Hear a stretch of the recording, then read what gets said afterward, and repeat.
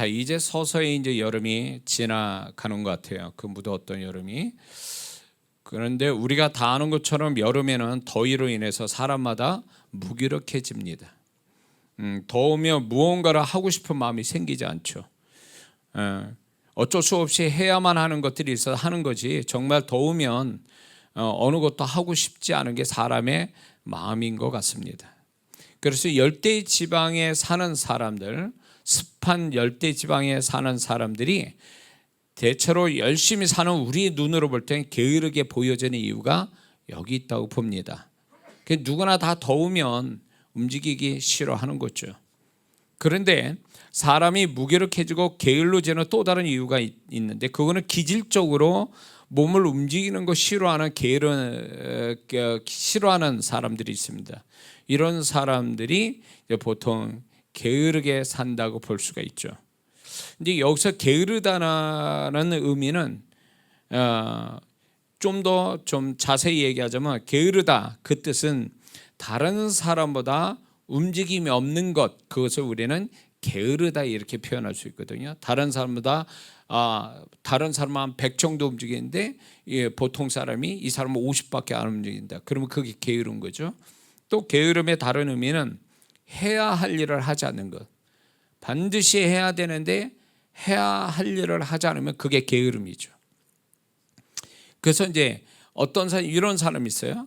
정말 해야 될 일은 안 하고 쓸데없는 일에 열심히 내는 거. 이것도 게으름의 한 종류예요. 그러니까 이런 사람들이 이제 주변에 보면 이런 사람 가끔 다 보여요. 열심히는 해요. 근데 정말 자기가 해야 될 일은 안 해. 근데 그 사람은 나는 열심히 산다고 해요. 아니요, 그건 열심히 사는 게 아니에요. 이게 성경에서 말하는 부지런하고가 다른 얘기예요. 게으른 거예요. 그게 소위 말해서 해야 될 일을 하지 않으면 그건 게으른 거예요. 그리고 이 게으름의 또 다른 의미가 뭐냐면 반드시 뭘 더 해야 돼. 그러니까 소위 말해서 이 사람이 어떤 일에 대해서 한 100 정도를 해야 돼요. 근데 70이나 80만 해놓고 이 정도면 됐어 라고 하는 것도 게으름이라는 거예요. 반드시 해야 될 목표를 해야 하는 것이 그게 부지런함인데, 그게 해야 될 일을 하지 않고 반 정도 하거나 조금 모자르게 하면 그 자체가 벌써 이미 게으름이다. 이 정도면 됐다라고 하는 그 자체가 게으름의 생각이라는 거죠. 근데 우리는 보통 그걸 게으름이라고 생각을 안 하거든요. 그리고 해야 할 일을 할 수 있는데도 타이밍을 놓치는 거. 반드시 이 시간에 해야 돼요. 근데 이 사람이 이 시간을 안 해요. 할 수 있는데 안 해요. 이게 게으름이라는 거예요. 우리는 게으름 자체를 어떤 행위에다 초점 두지만 성경은 게으름 자체를 생각에다 초점 두고 얘기하세요. 하나님은. 그러니까 우리는 생각이 게으르다라는 이 개념을 이걸 이해 못하는 사람이 있어요. 근데 성경은 행위보다도 생각의 자체에서 게으르다라고 하나님이 정의를 내리고 있단 말이에요. 잠언서 말씀해 보면. 그래서 이 게으르다라는 것은 굉장히 성경의 잠언서에 특별히 나오는데 부지런함과 비교해서 부정적 개념으로 말씀하고 계세요. 그리고 좋지 않는 결과를 반복해서 계속 하나님의 잠언서에서 말씀하거든요. 한마디로 말하면 게으르면 하나님의 은혜도 축복도 없고 자신이 원하지 않는 인생의 안 좋은 결과를 가져온다라고 아주 단언하고 계신다는 거죠. 하나님께서는.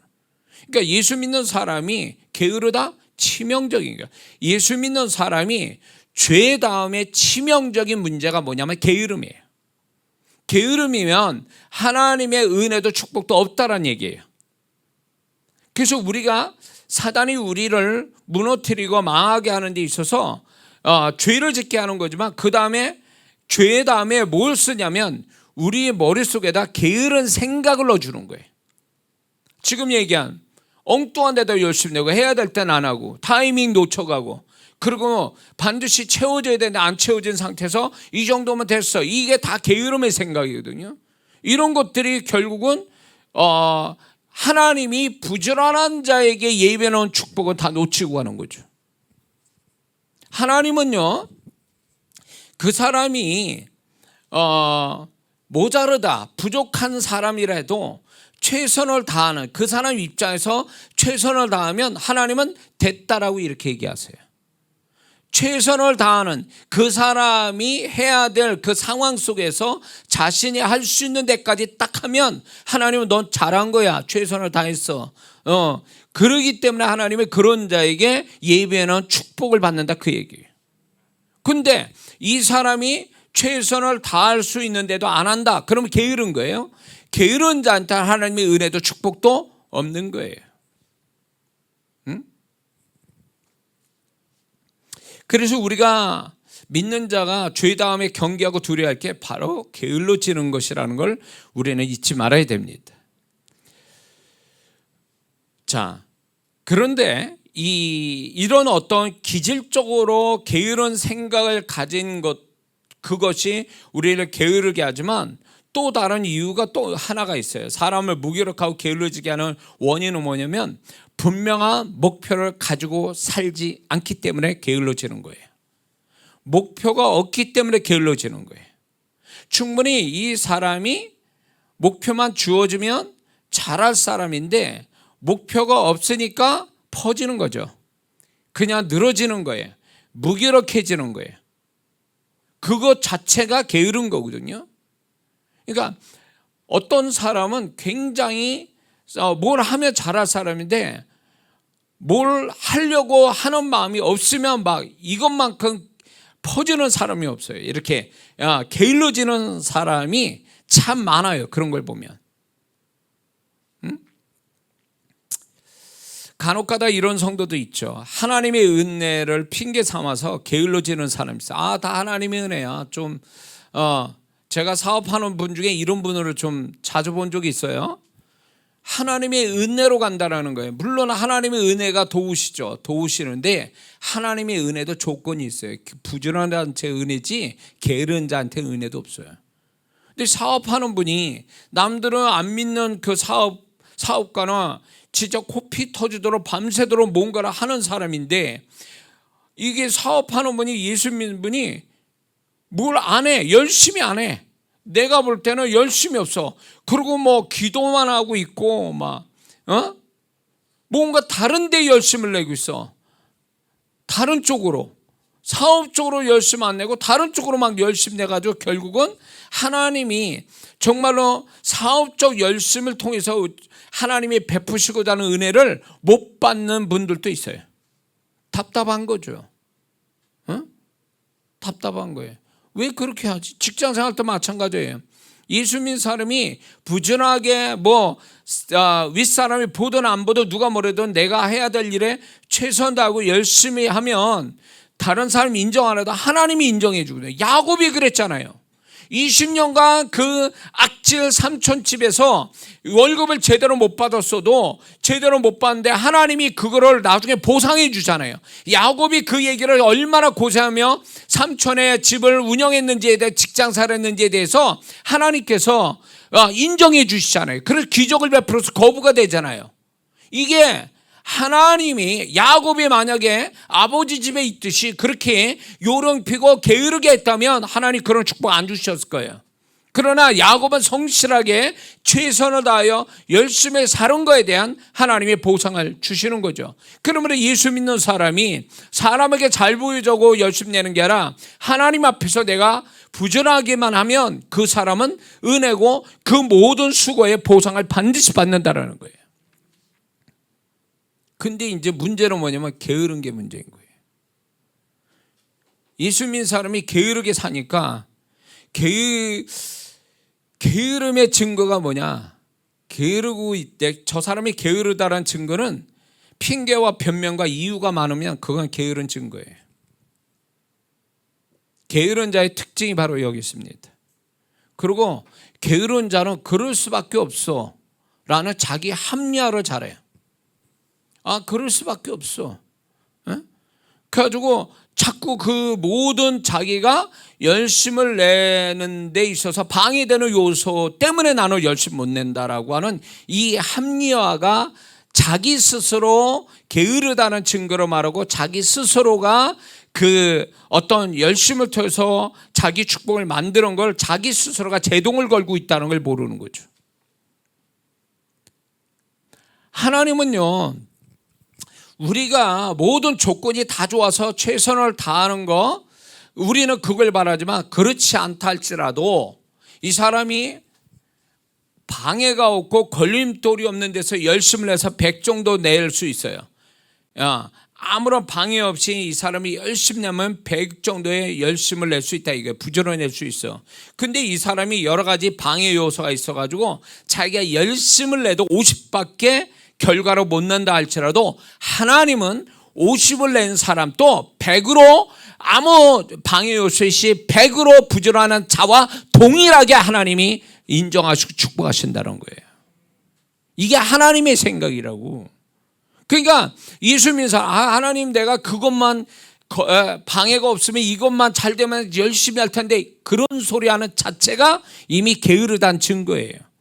하나님은 절대로 조건에 따라서 우리를 뭐 열심히 냈다 열심히 내지 않았다 이렇게 얘기 안 하신다는 얘기예요. 어떤 결과를 가지고 우리를 부지런했다 게으르다 이렇게 얘기 안 하신다는 얘기예요.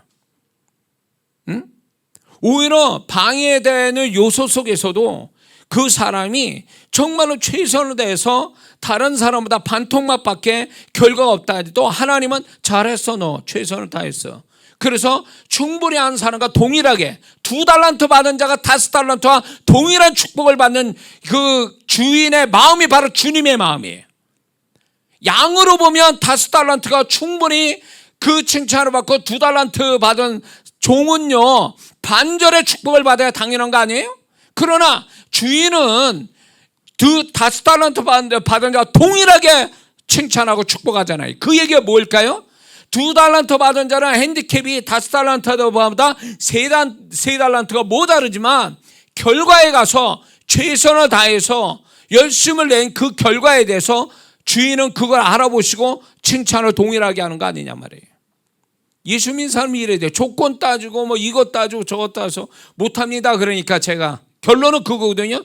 핑계대고 이유대고 변명되고 이렇게 하면서 나는 이렇게밖에 할 수밖에 없어요, 이런 식으로 얘기하는 이 자체가 자기 합리하고 게으른 증거를 얘기하는 거예요. 자기 스스로가. 하나님이 우리의 삶을 이끌어 가실 때 항상 우리가 푸른 초장 잔잔한 물가로 인도하실 뿐만 아니라 사망의 음침한 골짜기도 인도하신다는 거예요. 그러면 다르지, 양상이. 잔잔한 물가, 쉴만한 물가와 푸른 초장 있는 데서 열심히 내는 거하고 사망의 음침한 골짜기에서 열심히 내는 게 같냐고. 결과가 다를 수 있어요. 근데도 하나님은 문제는 뭐냐면 상황의 문제가 아니라 네가 최선을 다했냐는 거예요.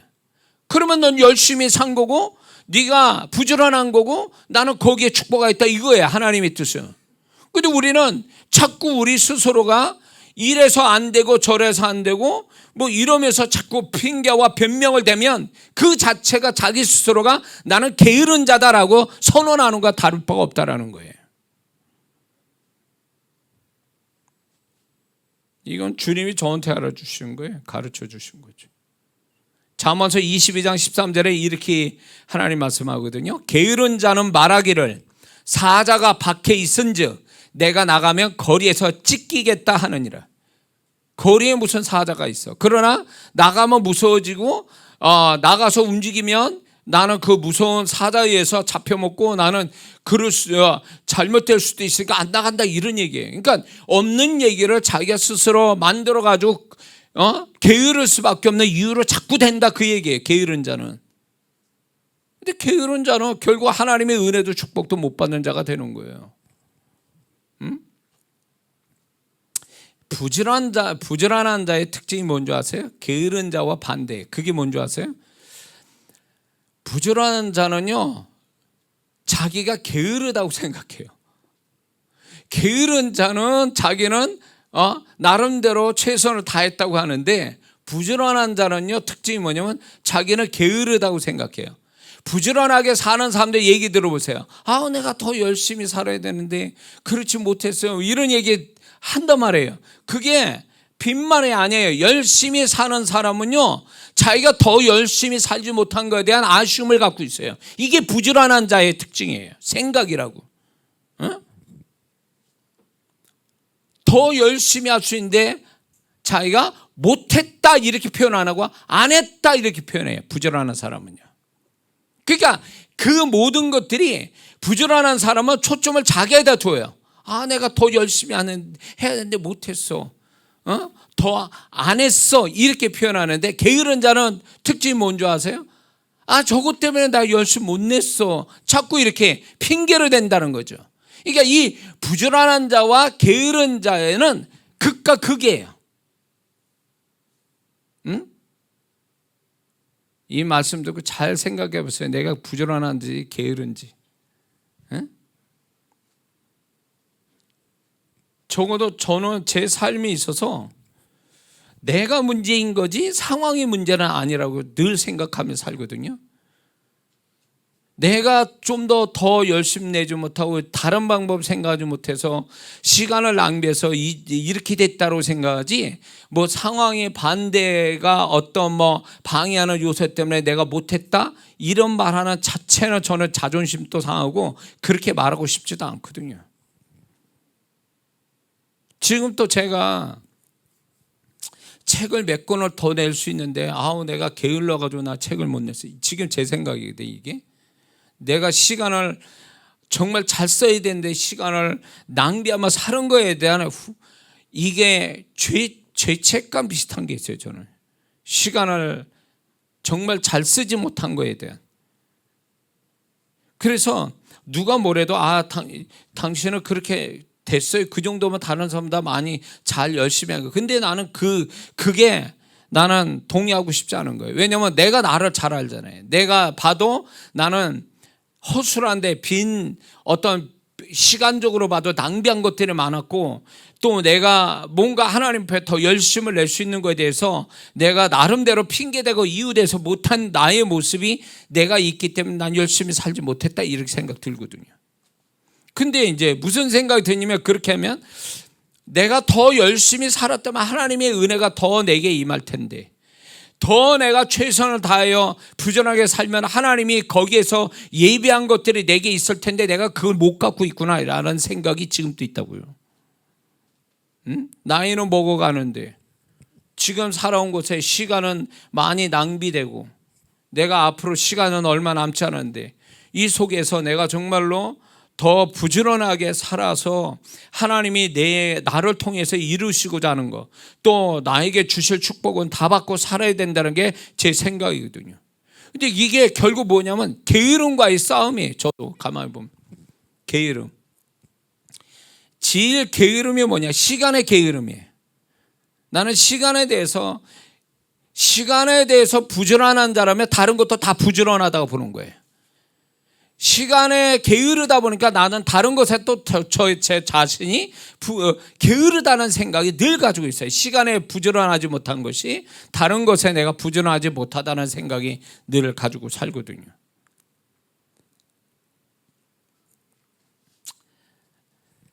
근데 우리가 이런 게 있어요.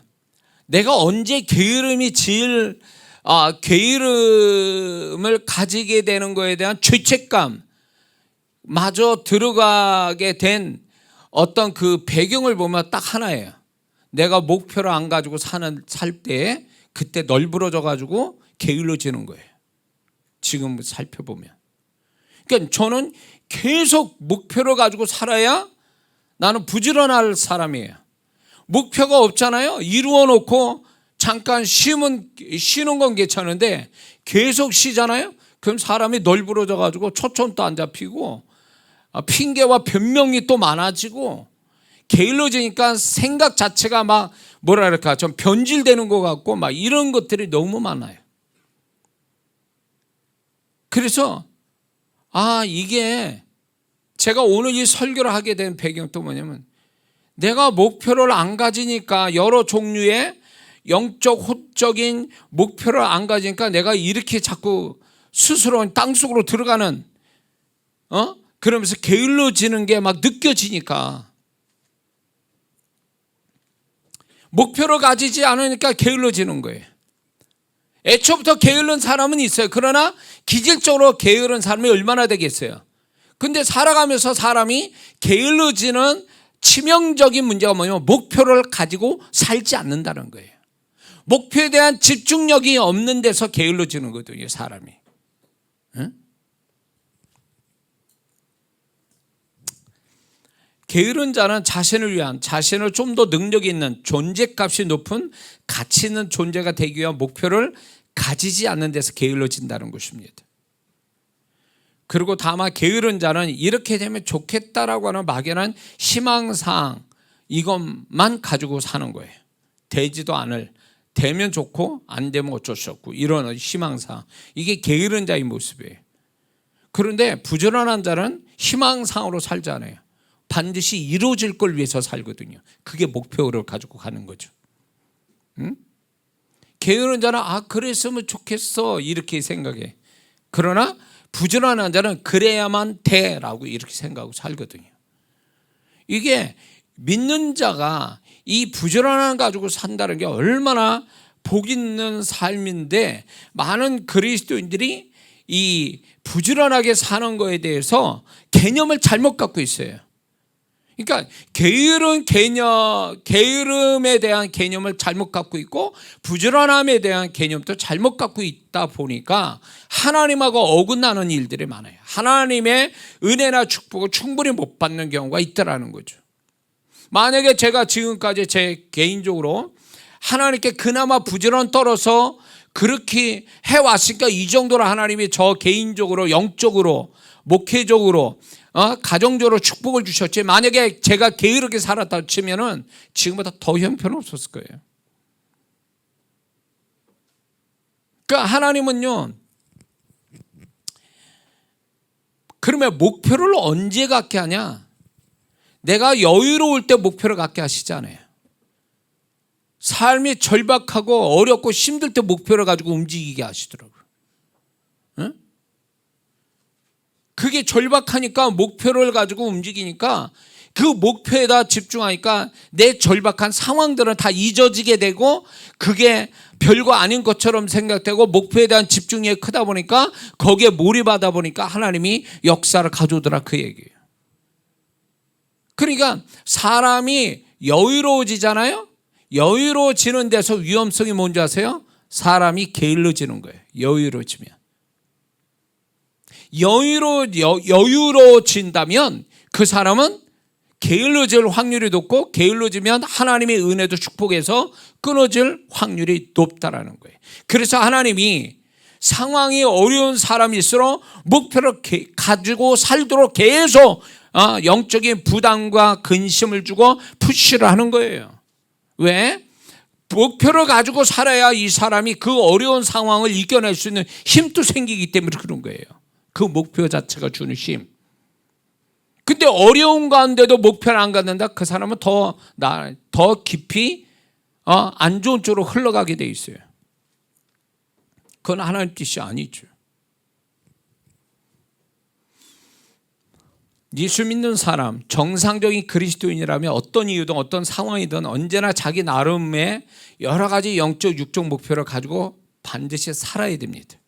이거는 살아도 그렇게 가지고 살아도 그만 안 살아도 그만 그렇게 살아야만 되는 거예요. 왜? 이게 하나님의 계획과 축복하고 연결됐기 때문에 그래요. 널브러져서 살면 하나의 계획대로 갈 것 같습니까? 야곱의 축복이 널브러져 살았다면 그 계획이 이루어졌을까? 하나님의 계획이 안 이루어지는 거예요. 성경을 보세요. 게으른 자에게 하나님의 계획과 축복이 이루어졌다는 사람이, 인물이 있다면 얘기해 주세요, 저한테. 하나님의 사람들은 항상 열심히 살았어요. 게으르지 않고. 그런 가운데 하나님의 뜻이 성취가 되고 또 하나님의 계획과 축복이 그에게 이루어졌지, 게으른 사람한테 하나님의 뜻이 이루어진다? 그건 거짓말이에요.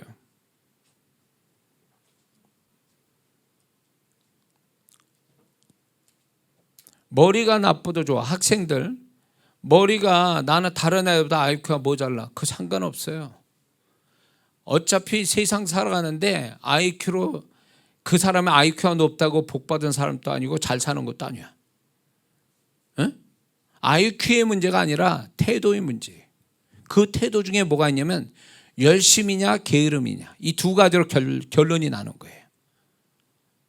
그러니까 이 IQ가 모자르다 할지라도 나름대로 자기 삶에 대해서 최선 다해서 열심을 다하면 그 열심을 보증하고 축복하시는 하나님이 계시기 때문에 그 사람은 잘 될 수밖에 없어요. 부지런한 자는 왕 앞에 쓴다 그렇거든요. 더 높은 자와 연결이 되고 더 높은 자의 도움을 받게 돼 있다 그 얘기예요. 하나님 그렇게 만들어 주시거든요. 근데 머리 좋아. 근데 게을러 터졌어. 인생 잘 될 것 같습니까? 그런 사람이? 잘 못 돼요. 하나님은 그런 자에게 약속과 축복을 주신 적이 없으니까. 근데 여기서 우리가 오해하지 말 것은 이거예요. 현실에 여러 가지 관계된 것에 충실하게 사는 것과 장래를 위한 목표를 가지고 사는 게 좀 다른 거예요. 그러니까 우리가 현실에 최선을 다하고 살아야 돼. 그러나 그거하고 내가 장래를 위해서 목표를 가지고 사는 건 다른 문제예요. 그러니까 우리가 현실에 충실하면서 장래에 대한, 미래에 대한 목표를 반드시 세우고 살아가야 된다는 거예요. 그러니까 오늘에 최선을 다하되 미래를 또 준비하며 살아가는 이 사람이 결국 목표를 가지고 사는 사람이 미래를 준비하는 사람이고, 이렇게 미래를 준비하는 사람에게만 하나님의 약속이 성취가 된다는 거죠.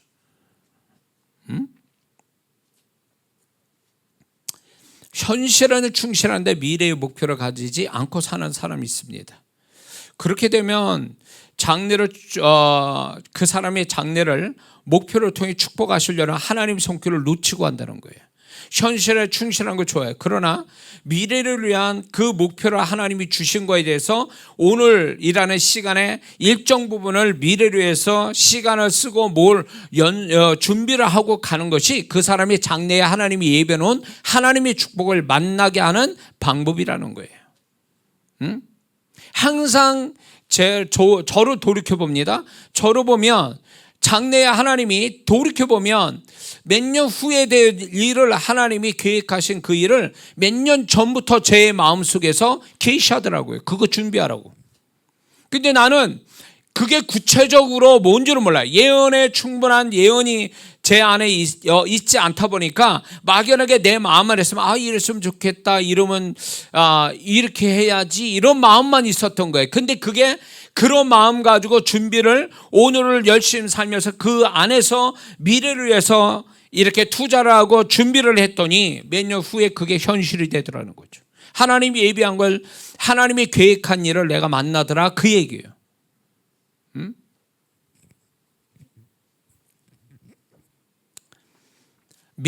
그래서 믿는 자가 목표를 세우고 사는 것은 선택사항이 아니라 필수사항이에요.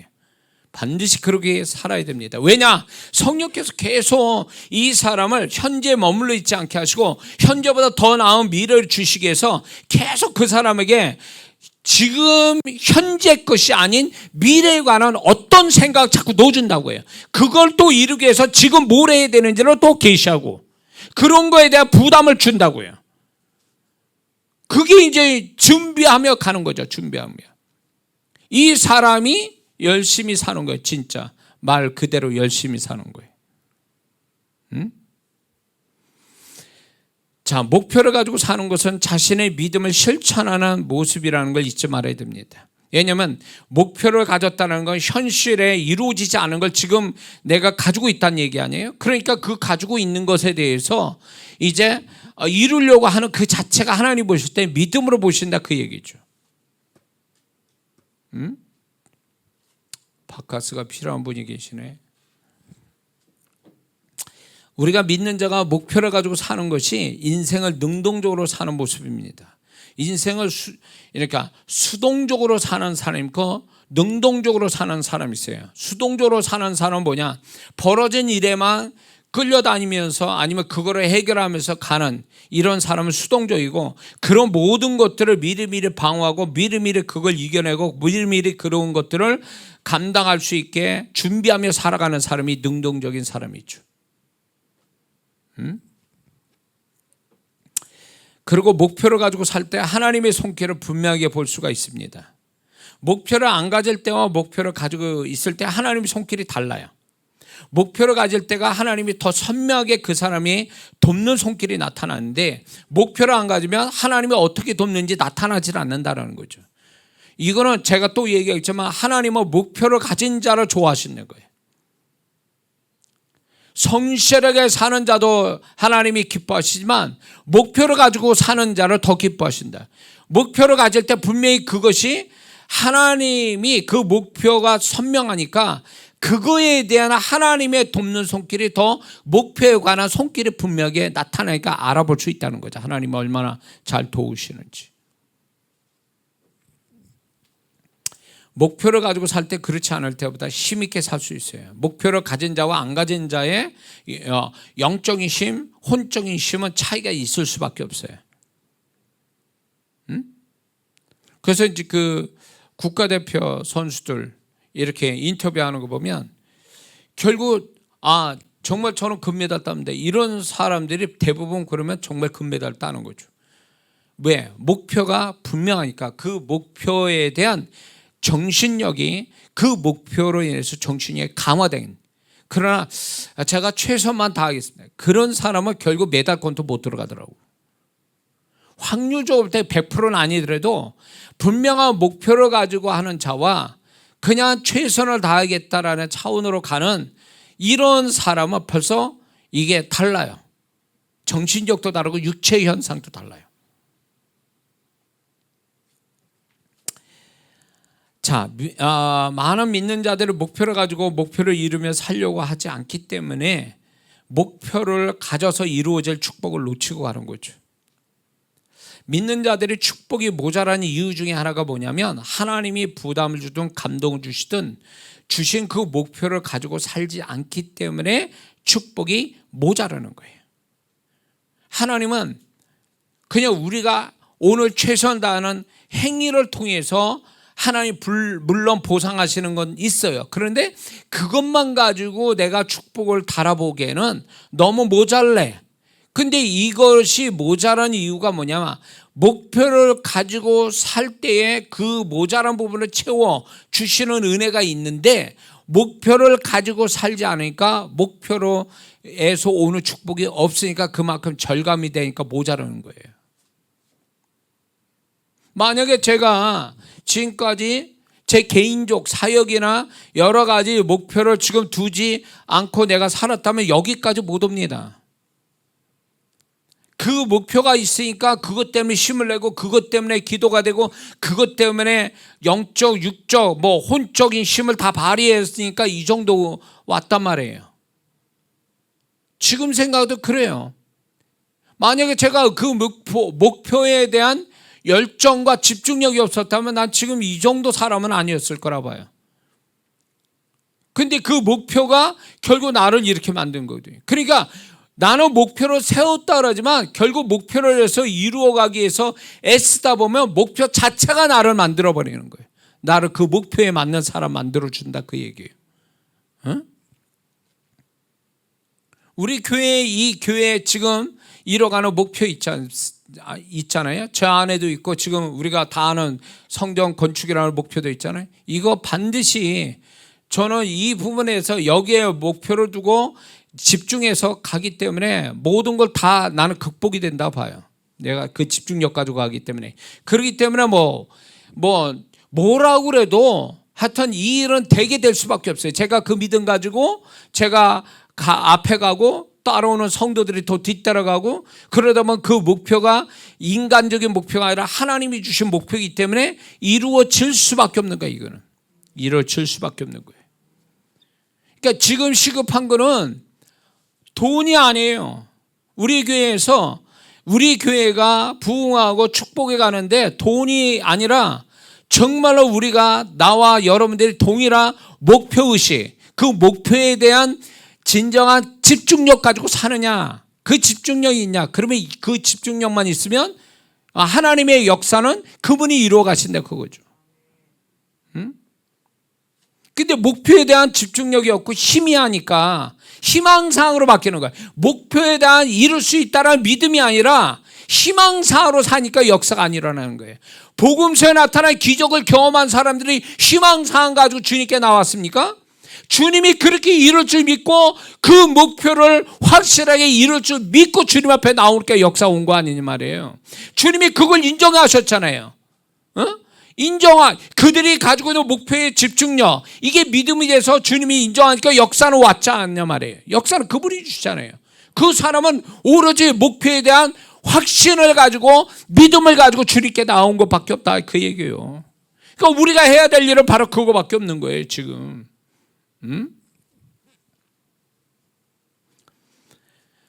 하나님은 우리가 목표를 가지고 살 때 준비해 놓은 축복이 반드시 있습니다. 이게 믿는 자 인생의 비밀 중에 하나가 바로 이거예요. 목표를 가지면 그 목표를 위해서 준비해 놓은 축복이 따로 있어요. 이게 믿는 자의 삶 속에 숨겨진 비밀이라는 거예요. 만약에 저도 그래요. 하나님이 그렇게 현실이 암담한데, 제가 20년 전에 현실이 암담한데 그 현실만 바라보고 요행만 바라고 그렇게 살았다면 여기까지 못 살아오죠. 그런데 그 암담한 현실에서 목표를 자꾸 갖게 하시고 그 목표에 안달이 내면서 지금 돈도 되는 것도 아니고 떡이 되는 것도 아닌데도 불구하고 그 목표에 막 미친 듯이 그 목표를 이루기 위해서 애쓰다 보니까 그게 현실을 바꿔놓고 결국 그것이 하나님의 저를 향한 계획이 하나하나 이루어지는 계기가 됐다, 그 얘기예요. 그 모든 것이 목표에서 시작된 거예요. 내가 가지고 있는 목표. 근데 그 목표가 내가 만든 건 줄 알았더니 하나님이 주신 목표더라는 거예요. 하나님이 나를 이 모든 상황을 뛰어넘게 업그레이드 되게 하기 위해서 내 마음 안에 불같은 목표를 주셔서 그것 따라 움직이게 만든 것이 결국 오늘 하나님이 저를 이렇게 세우신 결과가 나온 거죠. 아직도 자기 현실에 암담하고 모자라고 부족한 자기 현실 안에 주저앉아가지고 어느 날 어떻게 되겠지, 누가 와서 도와주겠지, 그 사람 희망사항 안 이루어집니다. 그 사람 하나님 축복 안 합니다. 그런 사람들, 그건 믿음도 아니에요. 그런 데서 역사를 하시지 않아요. 하나님이 정말 이 사람을 축복하려면 현실적인 축복을 주시는 게 아니라 그 사람 안에 장래에 어떻게 될 거에 대한 목표, 확실한 목표, 그거를 먼저 주신다는 거예요. 그걸 주시고 너 이거 가지고 붙들고 한번 해볼래? 너 이 목표를 가지고 너 열심히 해볼래? 이거를 던지신다고요. 시험하듯이 나를. 그럴 때 좋습니다. 제가 이거 붙들고 내 현실을 뛰어넘겠습니다 라고 하는 사람, 그렇게 하는 사람한테는 진짜 도우시는 역사가 나타나는 거죠. 아브라함에게, 자신이 이제 포기한 아브라함에게 하나님이 자손에 대한 약속을 주시잖아요. 목표를 주시잖아요. 목표. 그게 25년 걸린 거예요. 그 목표를 이루기 위해서 아브라함이 25년간 이 목표에 대한 집중력 가지고 살아서 결국 그거를 이루었잖아요.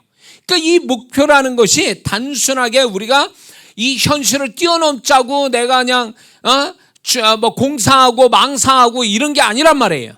믿는 자에게는 하나님이 목표를 주셔서 움직이게 만들고 자기가 가지고 있는 현실을 뛰어넘게 만들려고 하나님이 생각에다 목표라는 걸 주시는 거예요. 바울도 지치지 않는 사역과 존재를 향한 열심도 결국 하나님이 주신 목표를 가지고 끊임없이 살았기 때문에 그렇습니다. 오늘 이 본문을 쉬운 표현으로 하자면 이런 거예요. 형제들이여, 내가 그것을 붙잡았다고 스스로 생각하는 것은 아닙니다. 그러나 한 가지 분명하게 말할 수 있는데 그것은 곧 지나간 것을 잊어버리고 앞에 있는 것을 향하여 열심을 다하는 것입니다. 나는 그리스도 예수 안에서 하나님께서 위로부터 부르신 상을 받기 위하여 목표를 향해 달려갑니다. 바울은 자기 앞에 있는 목표를, 하나님이 주신 목표들을 끊임없이 그거를 바라보면서 달려간 분이에요.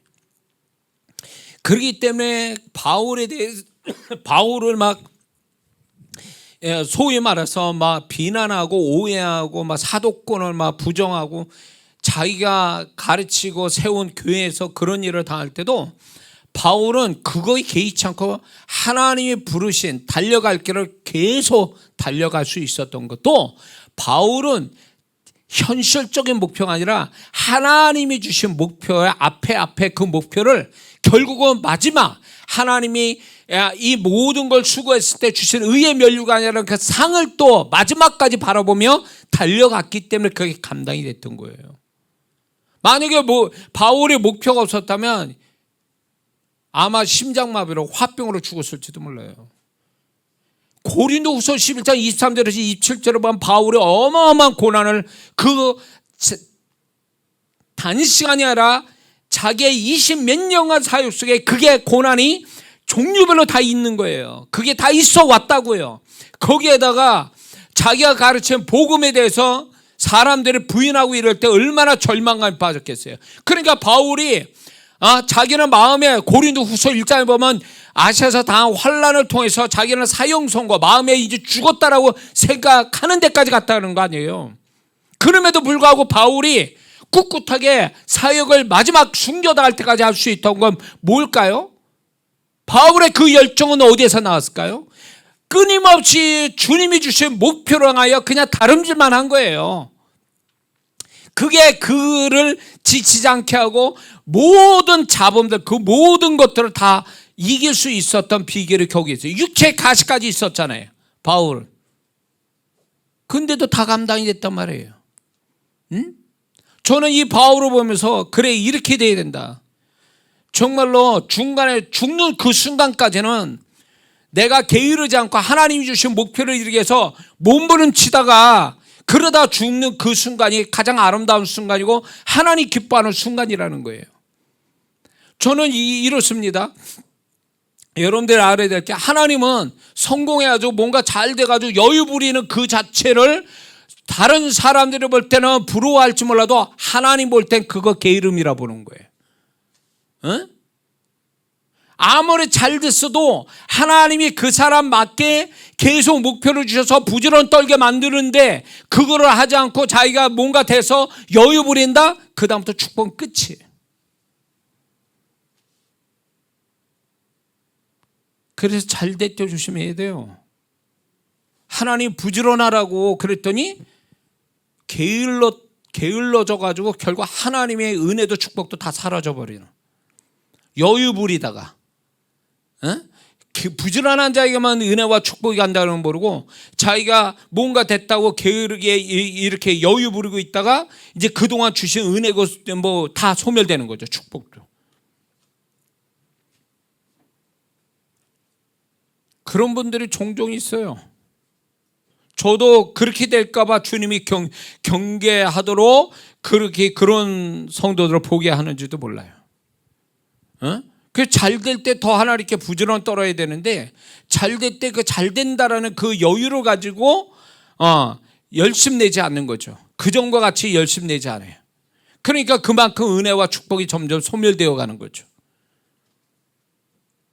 믿는 자는 영적 목표를 시작해서 삶의 축복을 위한 목표를 언제나 가지고 살아야 됩니다. 왜냐하면 4가지 이유 때문에 그래요. 첫 번째는 우리 체질을 목표 지향적으로 하나님 만드셨기 때문에 그래요. 창세기 1장 27절 28절에 아담과 하와를 복 주시면서 땅을 정복하라, 다스려라, 충만하라. 이거는 결국 아무것도 없는 상태에서 그 얘기를 하셨다는 얘기는 아담이 그렇게 될 사람이기 때문에 하나님이 그런 목표를 가지고 살으라고 우리 존재 자체를 그렇게 만들어 주셨다는 걸 얘기하는 거예요. 그러니까 인간은 목표가 없으면 망하게 돼 있어요. 하나님이 창조 원리를 벗어나는 거예요. 지금 보세요. 지금 잘 버는 사람도, 열심히 돈을 잘 버는 사람들도 쉬지 않고 계속 돈을 버는 이유가 욕심 때문일 수도 있지만 하나님의 창조 원리대로 사는 거예요. 그러니까 목표를 가지고 계속 살아가는 존재이기 때문에 목표를 계속 가지고 가는 거예요. 그래서 우리나라의 100대 기업이 50년, 60년 지나서 그게 20개 정도만 남고 나머지 다 사라졌다는 거예요. 왜 그럴까?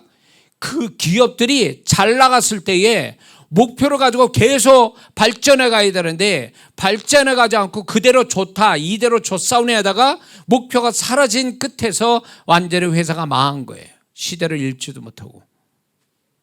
응? 그래서 지금 또 그 계속 기업이든 사람이든 잘 되든 못 되든 간에 계속 목표를 가지고 움직이고 변화를 주지 않으면 그 사람은 도태되고 결국 하나님의 은혜와 축복이 사라진다는 거예요. 하나님은 우리를 목표를 가지고 살게 만드셨어요. 그래서 목표를 가지지 않는다면 그 사람은 하나님 주신 좋은 본성을 잃어버린 것과 같다라는 것입니다. 그리고 목표를 가진 자를 하나님이 그런 사람을 찾으시고 목표를 가진 자 도우시는 것을 굉장히 기뻐하신다는 거죠. 그래서 만약에 목표를 가지지 않는다면 하나님은 여러 가지로 목표를 가질 수 있도록 자꾸 자극을 준다는 거죠. 그게 우리의 삶에 안 되고 모자르고 부족하고 잘못되는 이 상황을 허락하신 것도 결국 보면 우리가 좀 더 목표를 가지고 살게끔 자극하시는 거에 지나잖아요. 목표를 가지고 살으라고. 응? 몸으로 열심 내기 전에 뭐가 필요하냐면 생각 속에 목표가 있느냐는 거예요. 이루려고 하는 목표가. 이룰 수 있다라는 목표를 가지고 사느냐 그 얘기예요. 그걸 아직 안 갖고 있다면 그 사람은 아직 여유 부리고 있는 거예요. 아직 게으른 거죠. 그러면 하나님은 아직도 그 사람이 목표를 가지지 않는 한 하나님이 역사할 수가 없다는 거죠. 희한한 게 이거예요. 내가 목표를 가지고 살 때와 목표를 이렇게 분명한 목표를 영육의 목표를 딱 가질 때 하나님이 손길이 달라요. 그 목표를 가지고 뭐냐면 쪽집게처럼 역사를 하세요. 내가 목표를 이루기 위해서 막 이렇게 저렇게 이제 그걸 가지고 막 하면 그 목표에 맞는 걸 역사하시더라고요. 엉뚱한 역사하지 않고 목표에 맞는 역사를 주시더라 그 얘기예요. 그걸 보면서 내가 목표를 갖는 걸 하나님이 이렇게 아시고 쪽집게처럼 나를 돕는 거구나. 만약에 목표를 안 가지면 하나님이 어디서 날 돕는지를 어떻게 알겠어요? 나를 모른다고. 에?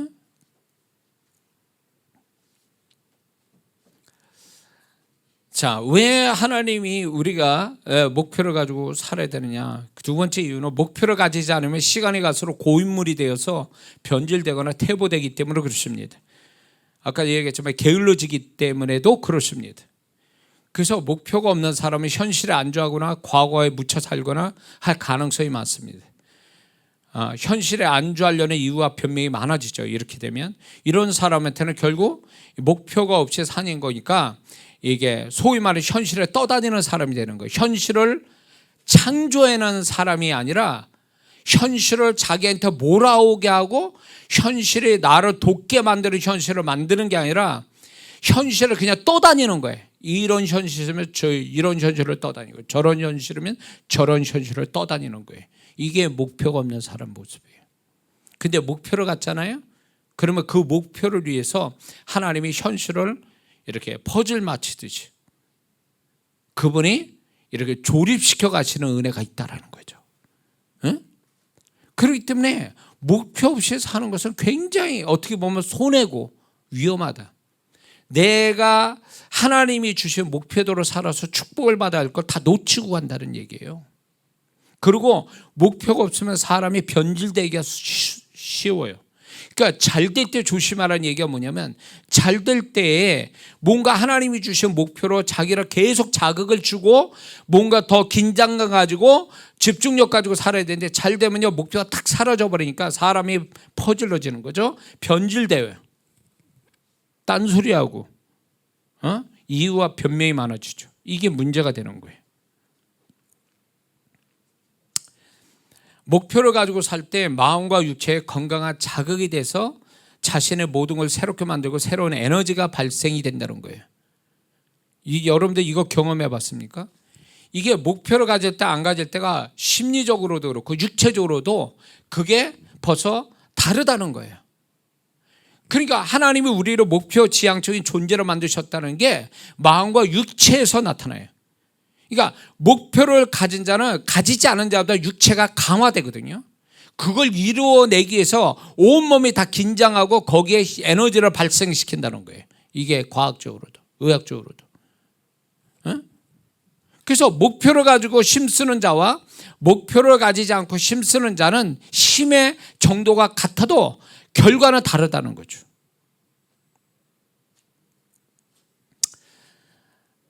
자, 그 다음에 목표를 가져야 될 이유가, 목표를 가지고 살 때 하나님은 그 사람 안에 있는 그 사람 자신도 모르고 있었던 재능이나 능력을 캐내어 발견시켜 주시기 때문에 목표가 필요합니다.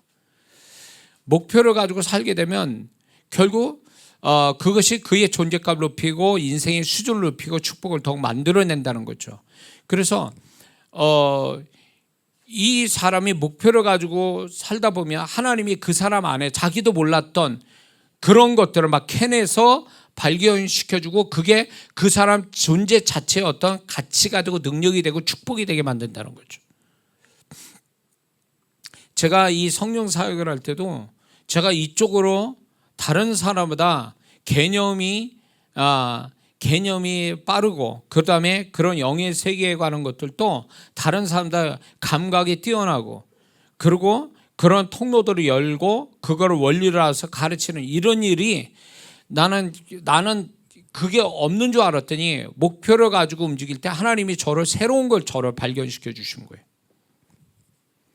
그래서 목표를 가질 때만이 비로소 내 안에 숨겨진 것들을 하나님이 캐내시는 작업을 그때 하시는구나, 이걸 알게 되는 거죠. 그러니까 목표를 가지고 움직여 보지 않는 사람은 자기 안에 뭐가 있는지조차도 모른 채 그냥 지나칠 수 있다는 거죠. 네 번째나 목표를 가지고 살아야 될 이유는 하나님의 계획대로 살거나 하나님이 예비하신 축복을 받으려면 목표를 가지고 살아야 하기 때문에 그렇습니다. 아까도 얘기했처럼 이 하나님의 계획과 축복 어떤 이런 것들도 결국 하나님이 우리를 목표로 가지고 살 때에 그게 이루어지는 한 요소가 된다는 것을 우리는 발견하게 되는데, 만약에 그게 목표를 가지지 않는다면 하나님 계획과 축복도 어그러질 수 있다는 거죠. 그 사람을 향해서 이대로 줬사오니 이 정도면 됐사오니 이런 것은 결국 그 사람을 향한 하나님의 계획과 축복이 나타나지 않을 수도 있다는 걸 우리가 알아야 됩니다. 하나님께서 시편 139편 16절을 보면 내 형제를 이루기 전에 주의 눈이 보셨으며 나를 위하여 정한 날이 하루도 되기 전에 주의 책에 다 기록이 되었나이다. 하나님이 영광 받고 우리를 축복할 일이 이미 다 기록해 놓으셨다는 거예요. 근데 이거를 우리가 그 하나님 주의 책에 기록해 놓은 거를 경험하려면 내가 그분을 향한 어떤 목표를 가지고 다름질할 때 이게 이루어진다는 거지, 그냥 가만히 있는 데서 이루어진다는 얘기는 절대 아니라는 거죠. 그러므로 영육의 목표를 가지고 산다는 것은 무엇을 의미할까요? 그건 단순히 열심히 산다는 의미보다 더 중요한 의미가 있는데, 목표를 가진 그 자체가 축복을 주시겠다라거나 하나님의 사인이라는 거예요.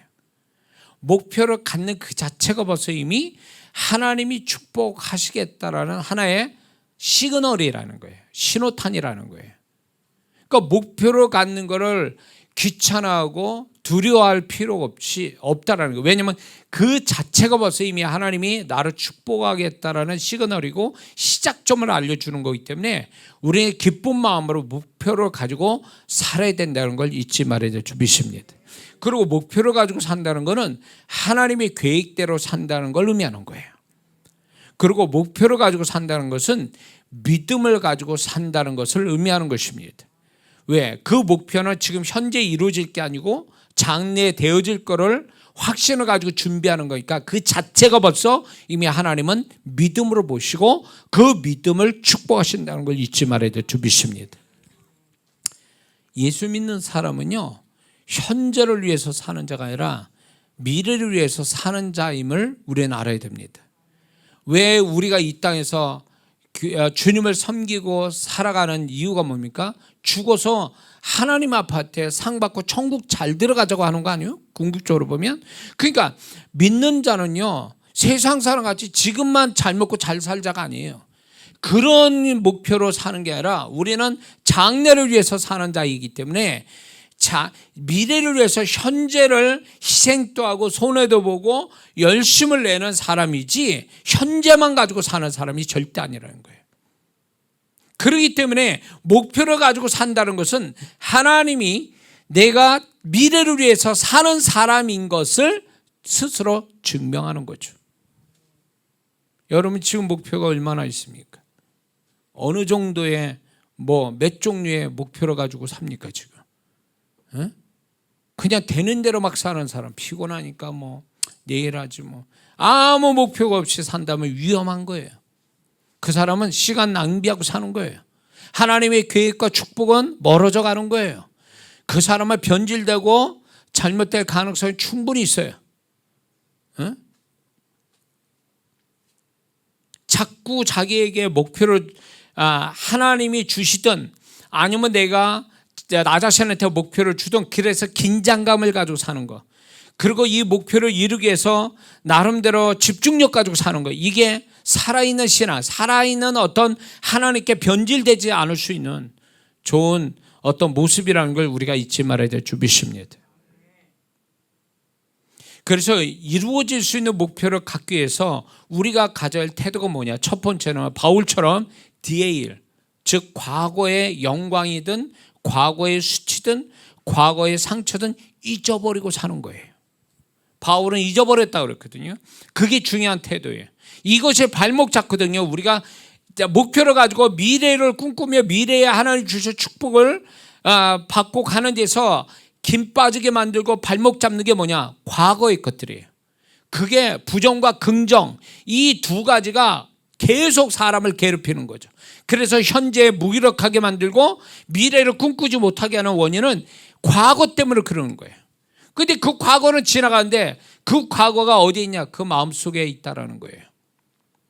광야 1세대가 애굽의 과거가 살아 있었기 때문에 그들은 가나안이라는 미래를 축복을 못 받은 거죠. 그러니 우리 안에 어떤 과거의 영광이든 수치든 상처든 간에 지금 없어져야 돼. 그게 내 안에는 텅텅 비어야 돼요. 그리고 그 비운 자리에 미래에 대한 목표로, 그 목표에 대한 상상력으로 내 마음속에 채워넣어야 된다는 거죠. 그래야 목표를 이룰 수 있는 능력이 나온다는 거예요. 두 번째는 목표를 가질 때 왜 내가 이 목표를 가져야 되는지 자신만의 간절한 이유를 갖는 게 두 번째 태도예요. 많은 사람들이 목표를 세워요. 근데 안 이루어져. 왜? 세우긴 세워놨는데 내가 왜 이게 필요한지에 대한 간절한 이유를 스스로 갖지를 못해요. 지연아, 공부 열심히 해야지. 다른 애보다 열심히 해야지. 목표를 세웠어. 기말고사에 내가 점수를 좀 다른 애들보다 점수를 좀 더 받겠다고 목표를 세웠어. 그런데 그거를 이루기 위한 간절한 나 스스로의 이유를 못 가지면 그거는 안 이루어지게 돼 있다는 거지. 내가 왜 공부해야 되는지, 왜 내가 그들보다 나아야 되는지, 이걸 해서 결국 나는 뭘 얻으려고 하는지 자기 자신에 대한 분명한 이유가 있어야 돼. 내가 돈을 많이 벌겠다. 왜 벌어야 되는지, 얼마나 벌어야 되는데, 왜 벌어야 되는지 자기한테 이유가 자기 스스로 설득할 수 있어야 돼요. 자기 자신에게 동의가 돼야 돼요. 그게 기쁘게 동의가 돼야 그게 목표가 이루어질 수 있는 사람이 될 수 있거든요. 근데 목표만을 위한 목표를 세워놓으면 그 사람 맨날 안 되는 거예요. 새해 첫날에 맨날 목표 세워도 안 되는 이유가 뭐예요? 간절한 이유를 못 가져서 그래. 자기 자신에 대해서. 그래서 목표가 이루어지려면 내가 왜 이 목표를 가지고 살아야 되고 왜 이루어야 되는지 분명한 자기 자신의 이유를 가지고 살면 그 사람의 목표는 집중력 갖게 되고 이루어질 수 있다는 거 우리가 잊지 말아야 될 줄이십니다. 바울은 그 이유가 분명히 있습니다. 자기가 목표를 왜 가지고 살아야 되는지, 하나님 마지막 때 자기를 인정하고 자기를 상을 주실 그 하나님에 대한 목표가 분명하고 그걸 위해서 몸부림치면서 살아가는 사람이거든요. 이게 결국 목표를 이루냐 모르냐 못 이루냐의 50%가 여기에 달려 있어요. 스스로 이유를 갖는 거. 왜 그렇게 해야 되는지 자기 스스로에게 납득이 되게 하는 거. 이게 굉장히 중요하다는 거죠. 군중의 이 복음서에 나타나는 기적을 경험한 사람들 다 뭡니까? 왜 기적이 필요한지에 대해서 그들은 간절한 이유를 가지고 주님을 만난 자들이에요. 그러니까 그게 된 거지. 대도고만 안 되도고만이 아니라 반드시 만나서 돼야 된다, 이 생각을 가진 거죠. 그리고 우리가 목표를 세우려면 최대치 자기 믿음의 분량 안에서 목표를 세워야지 그 이상이 되면 그건 이루어질 수 없다는 거죠. 허풍 떠는 거죠. 그게 자기 믿음 분량 이상 넘어가면. 뿐만 아니라 목표가 이루어지려면 그 사람의 생각 속에서 이미 목표가 이루어지는 것을 미리 상상하는 게 굉장히 중요하다는 거죠. 우리가 목표를 이루는데 생각에서 먼저 목표가 이루어지는 걸 상상해야 된다. 이게 굉장히 중요한 거예요. 자기에게 이미 생각에서 이루어진 것이 결국 우리가 집중력 갖고 현실로 그 목표가 또 이루어지게 될 수 있다는 걸 잊지 말아야 될 줄 믿습니다. 그리고 믿음의 언어로 말하고, 그리고 목표를 이룰 만한 삶의 패턴을 갖는 것, 이게 굉장히 중요합니다. 그래서 우리는 목표를 가지고 사는 최종적인 이유는 왜 목표를 가지냐? 결국 하나님이 원하시는 존재가 되고 그분의 계획대로 살고 그것으로 하나님의 함께해 주심을 경험하며 언제나 그분 앞에 갈 때 목표를 이루며 산 것에 대한 영원한 상을 받기 위하여 오늘도 목표를 가지고 살아가는 줄 믿습니다. 그러므로 목표를 못 갖을 만큼의 게으른 생각들, 핑계, 변명, 이유를 가지고 사는 건 버려야 되고 내 형편에 맞게 내가 할 수 있는 데까지의 목표를 가지고 열심으로 살아간다면 하나님이 그런 자 편에 서서 목표를 이루도록 마음과 삶의 모든 도우시는 그분의 손길을 보게 될 줄 믿습니다. 기도하겠습니다.